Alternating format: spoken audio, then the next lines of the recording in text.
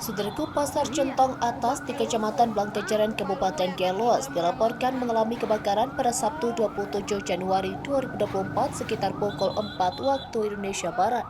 Informasi dihimpun dari tribungai.com menyebutkan bahwa hingga saat ini belum ada data resmi mengenai jumlah rumah warga yang terdampak dalam kejadian tersebut. Namun diperkirakan bahwa sekitar belasan unit rumah warga turut terbakar dalam musibah tersebut. Wilayah itu dikenal sebagai area yang padat dengan jumlah penduduk dan titik jualan bagi para pedagang. Pasar Centong Atas merupakan pusat perbelanjaan yang terletak di Kecamatan Blangkejeren berseberangan dengan SD Muhammadiyah. Menurut penjelasan dari seorang relawan dari Tim Penanggulangan Bencana atau Tagana menjelaskan bahwa mayoritas rumah warga yang terdampak kebakaran di Pasar Centong Atas adalah milik para pedagang dan masih menggunakan bahan bangunan lama berupa papan kayu. Dari Gailuas, Rasidan, Tribun Gayo. Kayu juga kan, karena papan cepat kali dia nyambar.